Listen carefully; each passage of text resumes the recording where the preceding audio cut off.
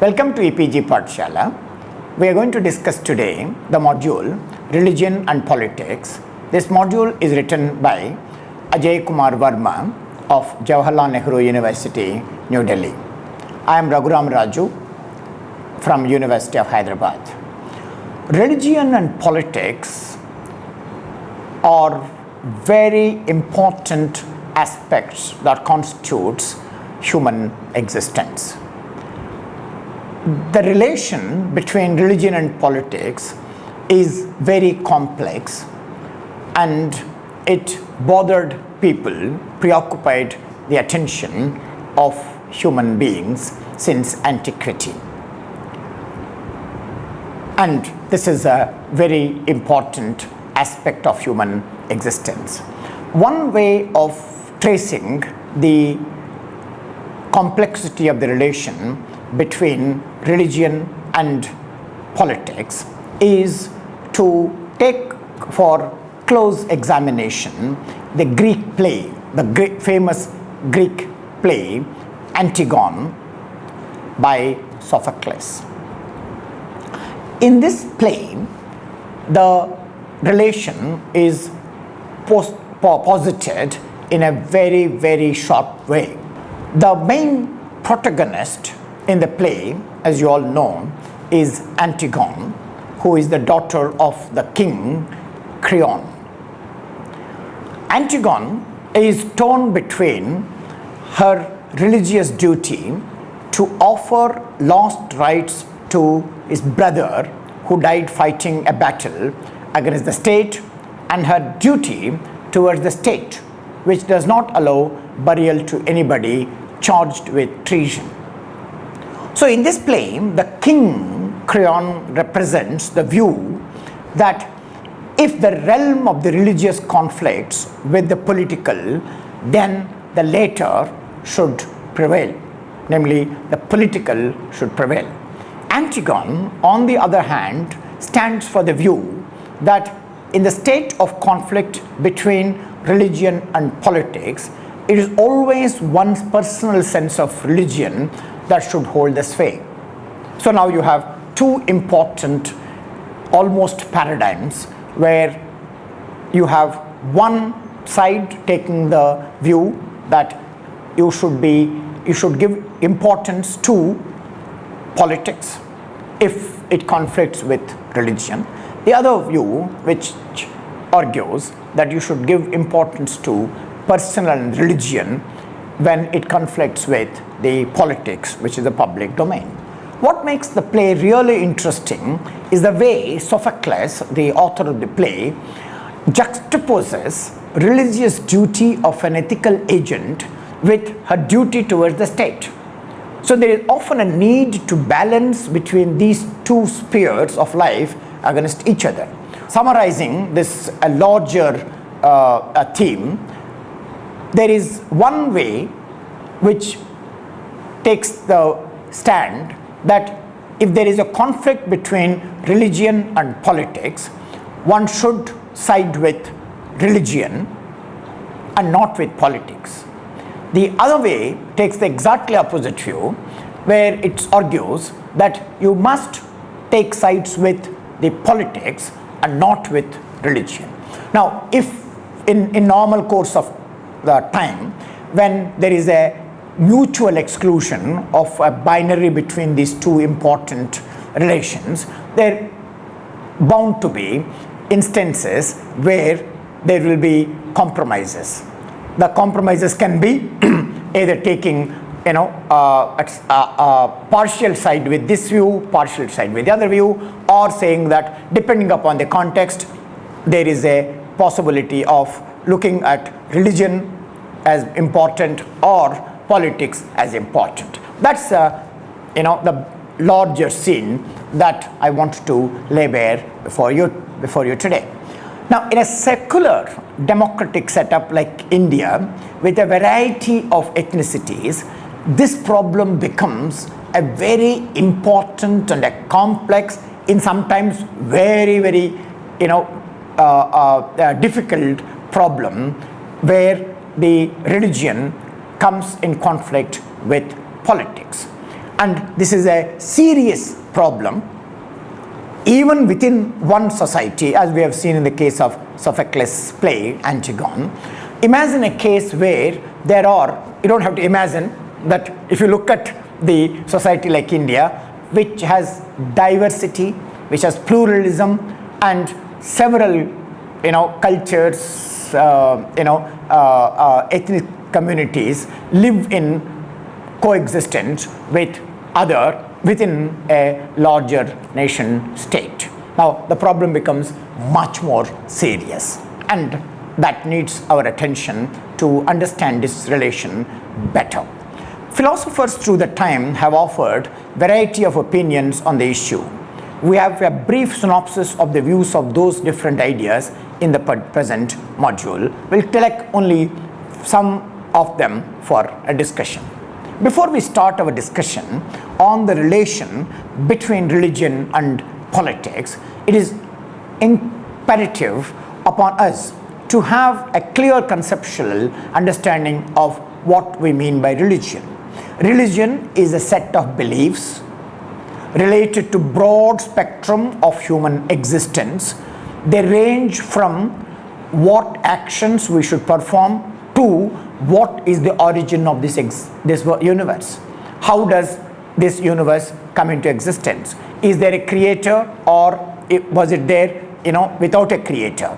Now and then, what is the purpose of life, and how do I relate myself with other people, and how do I relate myself with the transcendental entities like God? So there are a lot of things that gets covered within religion. There is an ethical domain, there is a religious domain, there is a soteriological domain, there is a transcendental domain, there is a social domain, and several others get closely imbricated in religion. But the point is that religion is the one which presents a larger worldview to people, by the time they are born. Many things about what a human being has to do is already decided by religions. So that is a one thing which is a facility. In some respects, it is also a liability. Okay. So all these things that are already available to human being, they get presented in scriptures, and scriptures are generally traced to a creator. So religion has a creator, or it has a sage, or a guru, okay? And then there are scriptures, and scriptures are not necessarily given by the human being, however divine that person is. Generally they are traced to the divine existence, okay? But the interpreting of the scriptures is in the hands of the people who are the messengers of God. So there are also transpersonal, in the sense that these beliefs are often shared by a large number of individuals, and more importantly, subject matter of these beliefs, like origin, as I mentioned, sustenance and destruction of the universe, are covered by religion. Now, let us now look at what is covered by politics. Politics is largely about social institutions, political institutions, public domains, and also individuals, particularly the individual interest and freedom and liberty. So there is this individual and the collectivity, private and public, institutions and individual preferences, and the way in which the individual is related to the public, and the terms in which of how public has to respond, facilitate, or discipline the individual gets covered in the public domain of the politics. So you have two important domains. One is the religious domain, and the other one is the political domain. So in the classical time, there was this close relation between religion and politics. Mostly politics was subservient to religion in the medieval period, though this cannot be said about the Greek time. In Greek time, politics prevailed over all other spheres, including the religious sphere. But with the advent of modernity in the post-Enlightenment time, there was a serious rethinking about the relation between religion and politics. Enlightenment thinkers rejected the dominance of religion over politics. They said that the political domain is an autonomous domain and should have nothing to do with the religious domain in a substantial manner. So we will come to that claim and a serious revision of that claim in the following discussion. So the 18th century Enlightenment movement witnessed a strong resistance from the general masses against the church claiming authority over individuals' personal, social and political spheres. This movement culminated in excluding the authority of church from other spheres like ethical domain, political domain and things like that. This divorce between religion and politics also resulted in a deluge of new ideas on how religion and politics should be negotiated in a state. One of the important views in this regard comes from John Locke, who maintained that the matter of religion are matters of personal faith, and therefore for that reason should be left to the discretion of the individuals. So if there are personal, and it should be left to the personal choice of an individual. The state should not interfere with these set of ideas or beliefs. He further believed that the state should allow and promote multiplicity and range of opinions on the matters pertaining to personal faith.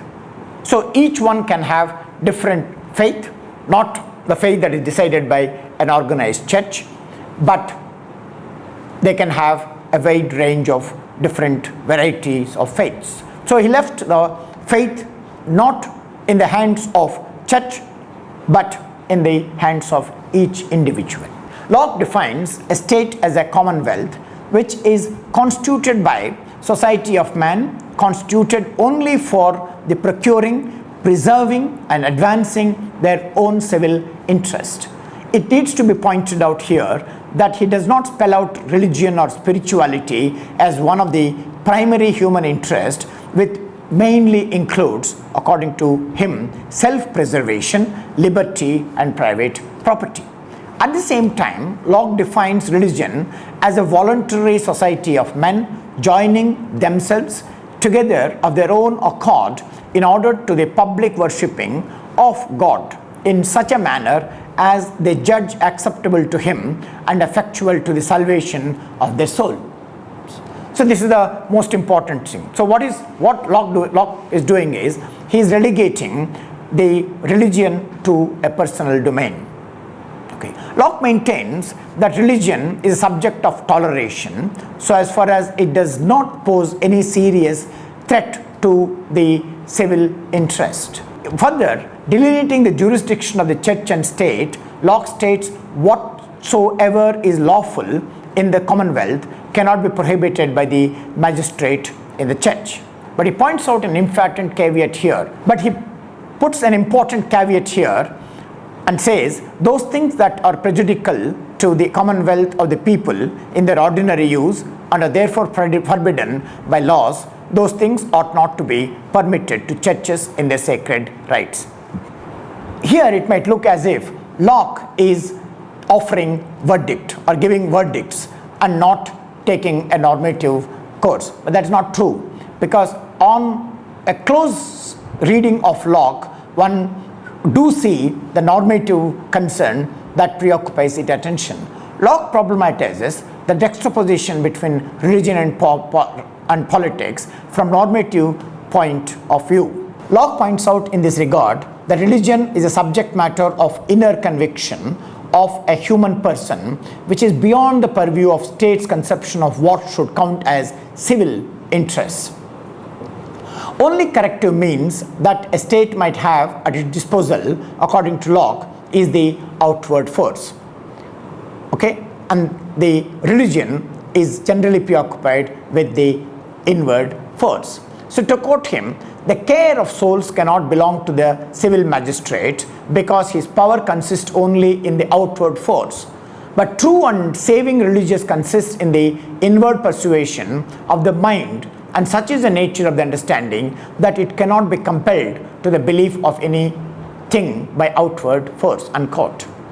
So it is important to see that there is a sharp distinction that Locke seems to be making, and where he relegates religion to the personal domain and politics to the public domain. Now let us move from Locke to Thomas Hobbes. Locke is slightly milder on the concept of religion, but in comparison to Locke, Hobbes takes a very strong view against religion.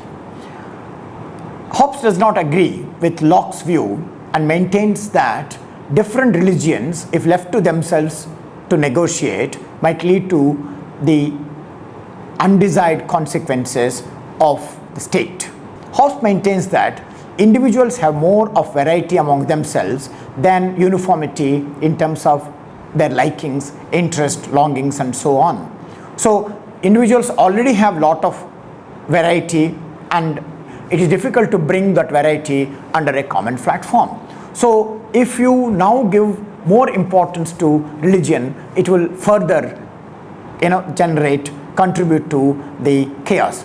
According to Hobbes, it stands to our common observation that there is more of differential aspect than the integral one when it comes to human nature. So left to our own natures, there is more likely to be chaos in the midst of human collectivity than any semblance of order. So in such situation, Hobbes envisages that a sovereign state agreed upon by a contract amongst all the subjects could probably be the best way to maintain order. So he says, since there is a lot of variety, and if it's left to themselves, it will lead to chaos, there is a need to come under a contract and then start finding order in that. In such predicament, it would be in best interest of us to mutually agree upon authority of a sovereign state that would be the supreme seat of justice and arbitration, such that personal conflicts are best resolved in favor of an order. So Hobbes views religion as one of the divisive forces in binary equation between natural order and order by mutual agreement. Hobbes firmly believes that religious disputes should be kept away from the arena of politics. He thinks of religion as potentially dangerous to civil peace. He maintains that the sway of religion over masses would be on the decline when people become very scientific and start becoming reasonable. So Hobbes was also equally opposed to the idea of morality based on individual conscience. He believes that if everybody ignores laws and acts in accordance with their own conscience, civil society would dissolve into anarchy. So Hobbes was of the considered opinion that any attempt to control secular matters by religion should be opposed by the state. He further thought that civil wars are often results of ambitions of the priests which they try to achieve by manipulating religious enthusiasm in favor of their own political interest. Notwithstanding, all believes that free exchange of ideas in a nation state would be conducive to scientific progress, and therefore, unless and until religious views posed a serious threat to the state, free expression of one's opinion on metaphysical issues should be encouraged.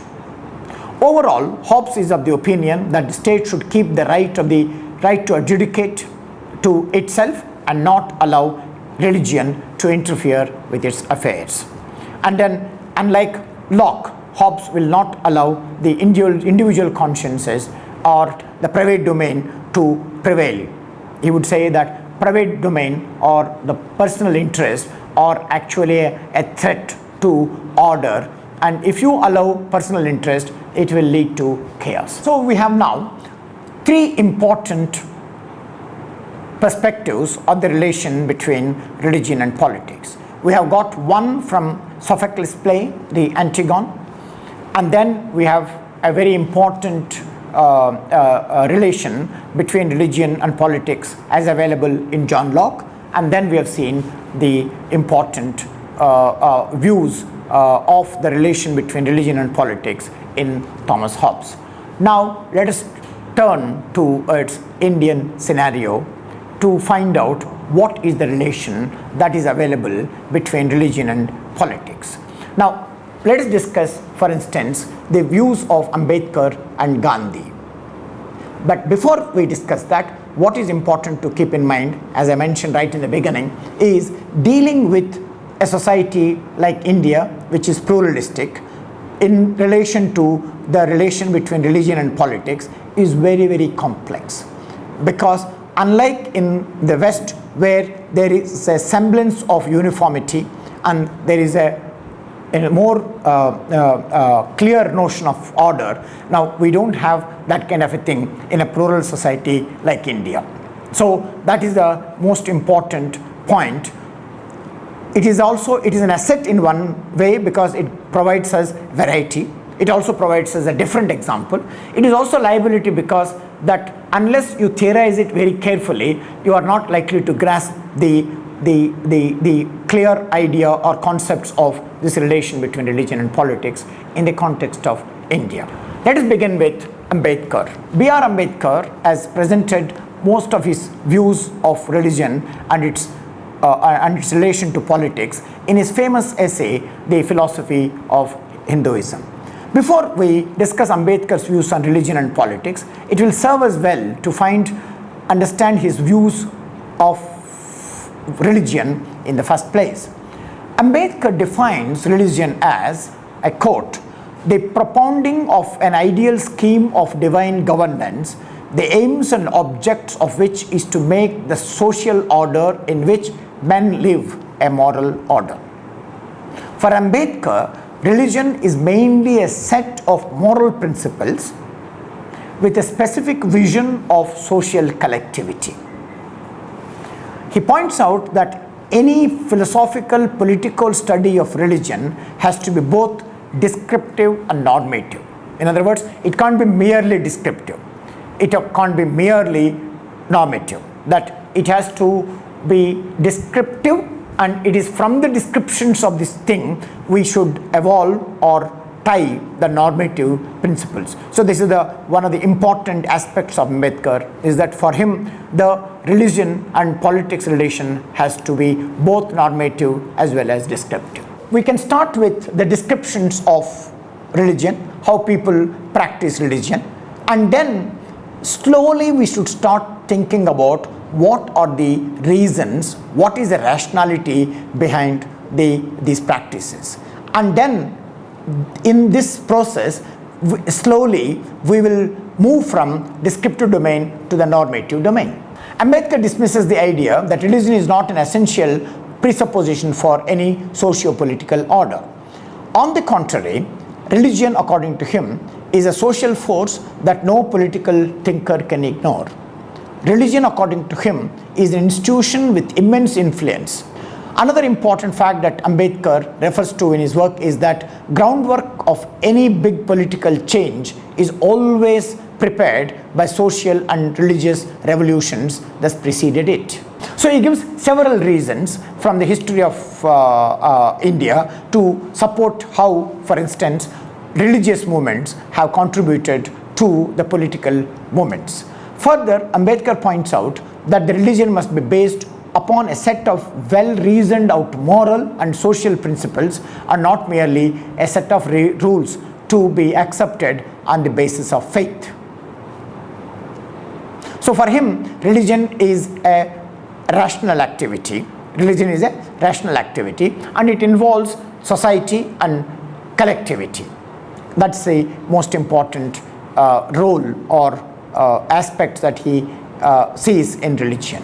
So from this point of view, you can see that Ambedkar doesn't accept religion as given, religion as something that we have to just merely follow. He has a very reflective attitude towards religion. His view of religion is more reformistic in nature. Therefore, religion for Ambedkar is not a matter of accepting a set of rules as they are, religion for him is subject to interpretation by people who practice it according to their life situations.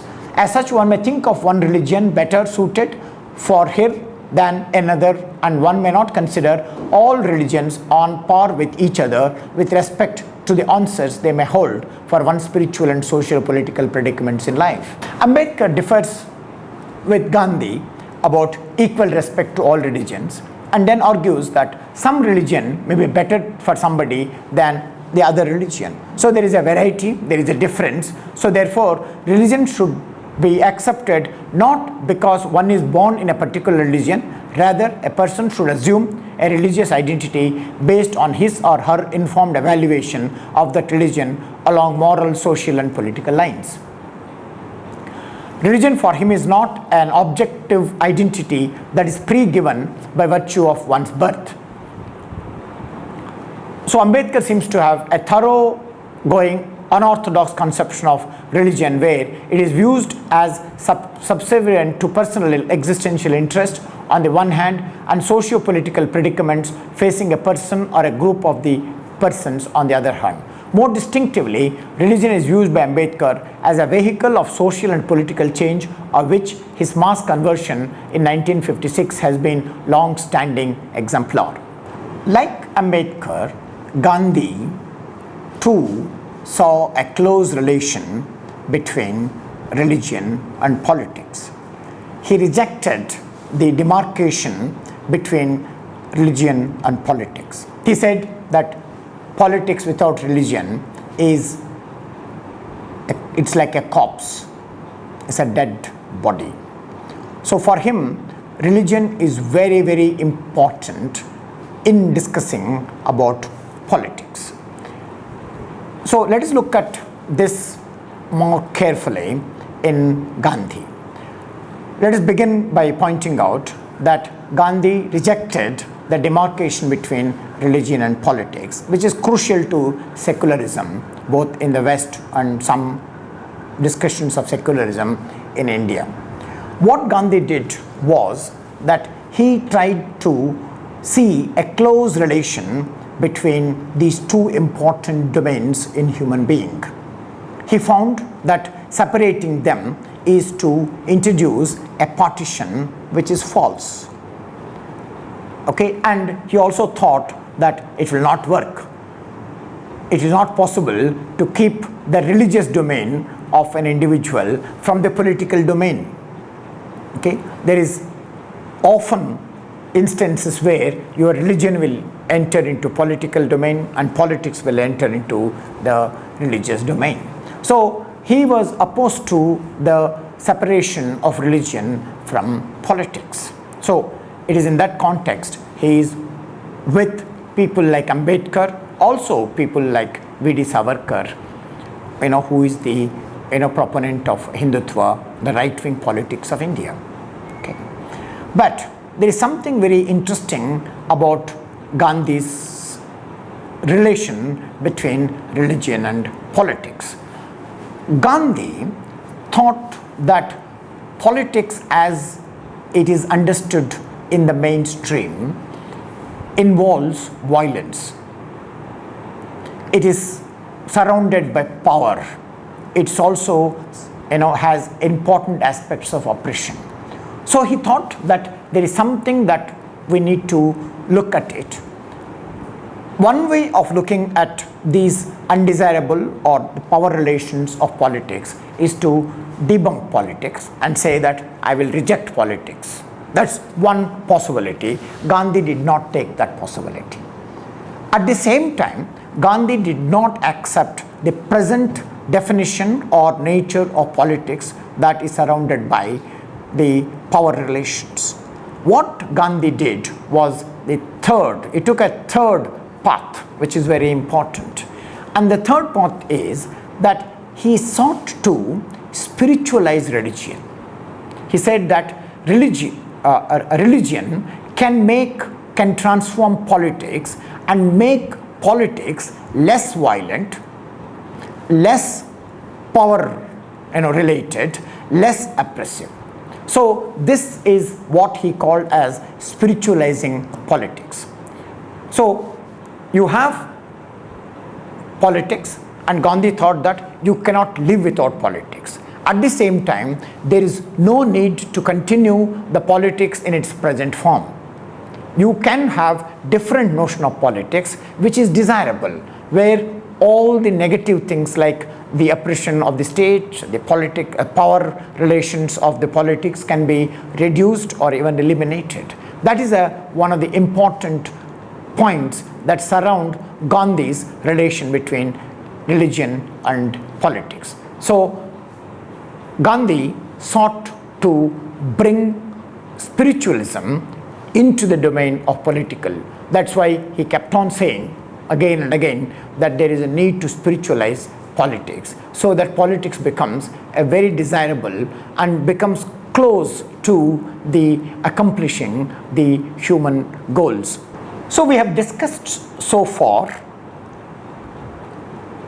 5 important relations between religion and politics. One that is available in Sophocles' play, The Antigone. Second, in John Locke. Third, in Thomas Hobbes. And fourth, in B.R. Ambedkar. And fifth, in M.K. Gandhi.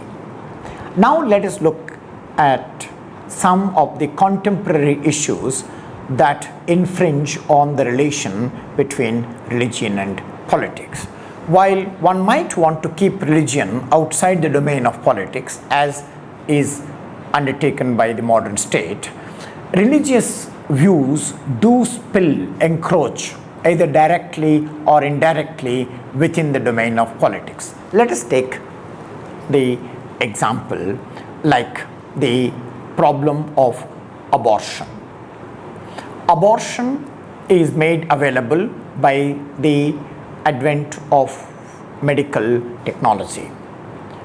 There are many other things that medical technology has placed in front of us. So the abortion issue is an issue that not only concerns individual choice, it also concerns the religious sanctions. While the state might allow people to go for abortion, now the institutions like religious institutions can prevail over individuals and also can put pressure on the state to not to allow abortion, because it is concerned about the life of another person and it is not sanctioned by the scriptures. Okay, so this is one of the important domains where religion plays a very important role, if not officially, if not directly, but at least unofficially and at least indirectly. So we have to take this into consideration. The other important issue that is made possible by medical technology is use of contraceptives, which is one of the important facility to decrease the population growth.